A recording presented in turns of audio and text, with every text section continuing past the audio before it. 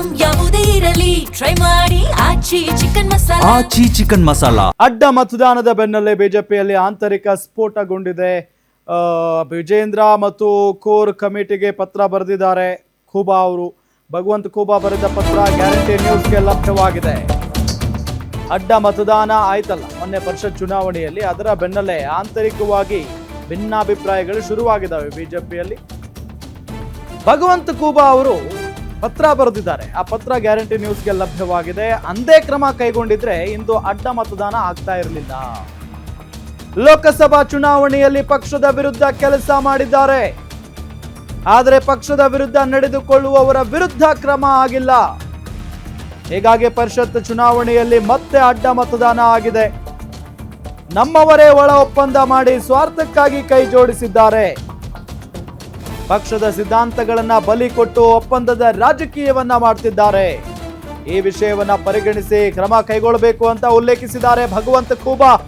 2028ರ ಚುನಾವಣೆಯು BJP ಪಕ್ಷಕ್ಕೆ ಕಷ್ಟ ಆಗುತ್ತೆ ಅಂತ ಅಸಮಾಧಾನವನ್ನ ವ್ಯಕ್ತಪಡಿಸಿದ್ದಾರೆ. ಪರಿಷತ್ ಚುನಾವಣೆ ರಿಸಲ್ಟ್ ಮುಂದಿನ ವಿಧಾನಸಭಾ ಚುನಾವಣೆಯ ದಿಕ್ಸೂಚಿ ಅಂತಾನೆ ಕರೆಯಲ್ಪಡ್ತಾ ಇತ್ತು.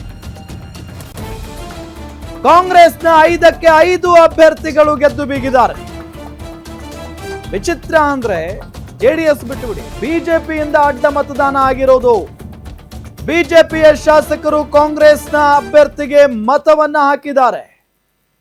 ಇದರಿಂದ ಈಗ ಶಿಸ್ತಿನ ಪಕ್ಷದಲ್ಲಿ ಅಸಮಾಧಾನ ಸೃಷ್ಟಿಯಾಗ್ತಾ ಇದೆ.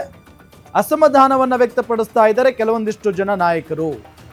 ಭಗವಂತ ಖೂಬಾ ಅವರು ಒಂದು ಪತ್ರ ಬರೆದಿದ್ದಾರೆ ವಿಜೇಂದ್ರ ಮತ್ತು ಕೋರ್ ಕಮಿಟಿಗೆ.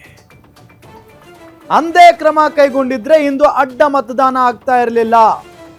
ಲೋಕಸಭಾ ಚುನಾವಣೆಯಲ್ಲಿ ಪಕ್ಷದ ವಿರುದ್ಧ ಕೆಲಸ ಮಾಡಿದ್ದಾರೆ, ಆದರೆ ಪಕ್ಷದ ವಿರುದ್ಧ ನಡೆದುಕೊಳ್ಳುವವರ ವಿರುದ್ಧ ಕ್ರಮ ಆಗಿಲ್ಲ. ಹೀಗಾಗಿ ಪರಿಷತ್ ಚುನಾವಣೆಯಲ್ಲಿ ಮತ್ತೆ ಅಡ್ಡ ಮತದಾನ ಆಗಿದೆ. ನಮ್ಮವರೇ ಒಳ ಒಪ್ಪಂದ ಮಾಡಿ ಸ್ವಾರ್ಥಕ್ಕಾಗಿ ಕೈ ಜೋಡಿಸಿದ್ದಾರೆ. ಪಕ್ಷದ ಸಿದ್ಧಾಂತಗಳನ್ನ ಬಲಿಕೊಟ್ಟು ಒಪ್ಪಂದದ ರಾಜಕೀಯವನ್ನ ಮಾಡ್ತಿದ್ದಾರೆ. ಈ ವಿಷಯವನ್ನ ಪರಿಗಣಿಸಿ, ಗಂಭೀರವಾಗಿ ಪರಿಗಣಿಸಿ ಕ್ರಮ ಕೈಗೊಳ್ಳಬೇಕು ಅಂತ ಹೇಳಿ ಉಲ್ಲೇಖ ಮಾಡಿರುವುದು ಭಗವಂತ ಖೂಬಾ.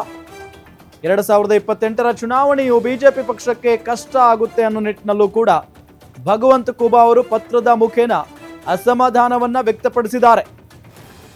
ಸಹಜ, ಒಂದು ಶಿಸ್ತಿನ ಪಕ್ಷ, ಅತಿ ದೊಡ್ಡ ಪಕ್ಷ ದೇಶದಲ್ಲಿ, ರಾಜ್ಯದಲ್ಲಿ ನಾಯಕತ್ವ ಕೊರತೆನೋ ಮತ್ತಿನ್ನೇನೋ ಕಾರಣನೋ ಗೊತ್ತಿಲ್ಲ. ಬಟ್ ಈಗ ಅಡ್ಡ ಮತದಾನ ಆಗಿದೆ. ಇದೇ ವಿಚಾರಕ್ಕೆ ಸಂಬಂಧಪಟ್ಟಂತೆ ಡೀಟೇಲ್ಸ್ ಕೊಡ್ತಾರೆ ನಮ್ಮ ಬೀದರ್ ರಿಪೋರ್ಟರ್ ಶಿವಯ್ಯ ಮಠಪತಿ ಸಂಪರ್ಕದಲ್ಲಿದ್ದಾರೆ. ಶಿವಯ್ಯ, ಅಡ್ಡ ಮತದಾನ ಆದ ನಂತರ ಬಿಜೆಪಿಯಲ್ಲಿ ಸಹಜವಾಗಿ ಅಸಮಾಧಾನ ವ್ಯಕ್ತವಾಗ್ತಾ ಇದೆ. ಈಗ ಭಗವಂತ ಖೂಬಾ ಅವರು ಪತ್ರ ಬರೆದಿದ್ದಾರೆ. ಏನೆಲ್ಲ ಉಲ್ಲೇಖ ಆಗಿದೆ ಆ ಪತ್ರದಲ್ಲಿ? ಜೊತೆಗೆ ಅಂದೇ ಕ್ರಮ ಕೈಗೊಂಡಿದ್ರೆ ಇಂದು ಅಡ್ಡ ಮತದಾನ ಆಗ್ತಾ ಇರಲಿಲ್ಲ ಅನ್ನೋ ನಿಟ್ಟಿನಲ್ಲೂ ಕೂಡ ಉಲ್ಲೇಖ ಮಾಡಿದ್ದಾರೆ. ಅಂದೇ ಅಂದ್ರೆ ಯಾವ ರೀತಿಯಾದಂತಹ ಒಂದು ವಿಚಾರ, ಅದು ಡೀಟೇಲ್ಸ್ ಕೊಡ್ತಾ ಹೋಗೋದಾದ್ರೆ?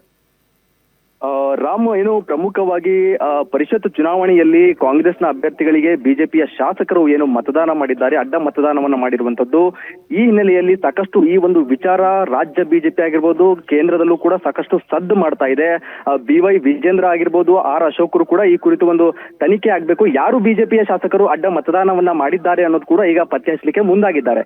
ಈ ಮಧ್ಯೆ ಬೀದರ್ನ ಮಾಜಿ ಕೇಂದ್ರ ಸಚಿವರು ಮತ್ತೆ ಮಾಜಿ ಸಂಸದರಾಗಿರುವಂತಹ ಭಗವಂತ ಖೂಬಾ ಅವರು ಒಂದು ಪತ್ರ ಬರೆದಿದ್ದಾರೆ. BY ವಿಜೇಂದ್ರ ಅವರಿಗೆ ಮತ್ತೆ ಕೋರ್ ಕಮಿಟಿ ಸದಸ್ಯರಿಗೆ ಒಂದು ಪತ್ರದಲ್ಲಿ ಸಾಕಷ್ಟು ಅಂಶಗಳನ್ನ ಉಲ್ಲೇಖ ಮಾಡಿ ಒಂದು ಅಸಮಾಧಾನವನ್ನ ಹೊರಹಾಕಿದ್ದಾರೆ. ಅದೇನಂತಂದ್ರೆ, ಲೋಕಸಭಾ ಚುನಾವಣೆಯಲ್ಲಿ ಬಿಜೆಪಿಯ ಶಾಸಕರೇ ಪಕ್ಷದ ಅಧಿಕೃತ ಅಭ್ಯರ್ಥಿಗಳ ವಿರುದ್ಧ ಕೆಲಸ ಮಾಡಿದ್ದಾರೆ, ಮತ್ತೆ ಕಾರ್ಯಕರ್ತರನ್ನ ತೆಗೆದುಕೊಂಡು ಪಕ್ಷದ ವಿರುದ್ಧವೇ, ಅಭ್ಯರ್ಥಿಗಳ ವಿರುದ್ಧವೇ ಕೆಲಸಗಳನ್ನ ಮಾಡಿದ್ದಾರೆ. ಕಾಂಗ್ರೆಸ್ನ ಅಭ್ಯರ್ಥಿಗಳನ್ನ ಗೆಲ್ಲಲಿಕ್ಕೆ ಅವರು ಸಹಕಾರ ನೀಡಿದ್ದಾರೆ, ಅಂತವರ ವಿರುದ್ಧ ಯಾವುದೇ ರೀತಿ ಕ್ರಮವಾಗಿಲ್ಲ ಅನ್ನೋ ವಿಚಾರ ಕೂಡ ಭಗವಂತ ಖೂಬಾ ಅವರು ಕೇಂದ್ರ ರಾಜ್ಯದ ಹೈಕಮಾಂಡ್ ನಾಯಕರ ಮುಂದೆ ಪ್ರಸ್ತಾಪವನ್ನ ಮಾಡಿರುವಂತದ್ದು. ಅಂತಂದ್ರೆ ಬೀದರ್ನ, ಅವ್ರು ಹೇಳೋ ಪ್ರಕಾರ ಬೀದರ್ನ ಲೋಕಸಭಾ ಚುನಾವಣೆಯಲ್ಲಿ ಈಗಾಗಲೇ ಬೀದರ್ನಲ್ಲಿ 4 ಜನ ಬಿಜೆಪಿಯ ಶಾಸಕರಿದ್ದಾರೆ. ಆದ್ರೂ ಕೂಡ ಲೋಕಸಭೆಯ ಬಿಜೆಪಿ ಅಭ್ಯರ್ಥಿ ಗೆಲ್ಲಿಕೆ ಆಗಿಲ್ಲ, ಅಂದ್ರೆ ತಾನು ಗೆಲ್ಲಿಕೆ ಆಗಿಲ್ಲ ಅನ್ನೋ ವಿಚಾರ ಕೂಡ ಈ ಹಿಂದೆ ಭಗವಂತ ಖೂಬಾ ಅವರು ಪ್ರಸ್ತಾಪವನ್ನ ಮಾಡಿದ್ರು.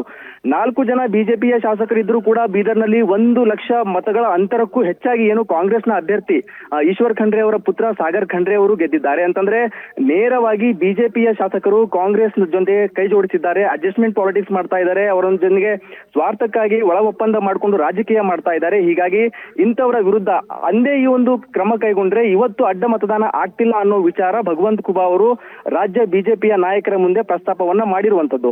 ಅಂದ್ರೆ ಈಗಲಾದ್ರೂ ಅದನ್ನ ಗಂಭೀರವಾಗಿ ಪರಿಗಣಿಸಿ ಯಾವುದೇ ರೀತಿ ಕ್ರಮ ಕೈಗೊಳ್ಳದಿದ್ರೆ ಮುಂದೆ ಬರುವಂತಹ ಚುನಾವಣೆಯಲ್ಲಿ 2028ರ ಚುನಾವಣೆಯಲ್ಲಿ ಕೂಡ ರಾಜ್ಯದಲ್ಲಿ ಕರ್ನಾಟಕದಲ್ಲಿ ಬಿಜೆಪಿಗೆ ಕಷ್ಟ ಆಗ್ಲಿಕ್ಕಿದೆ ಅನ್ನೋದು ಕೂಡ ಭಗವಂತ ಖೂಬಾ ಅವರು ಹೇಳ್ತಾ ಇದ್ದಾರೆ.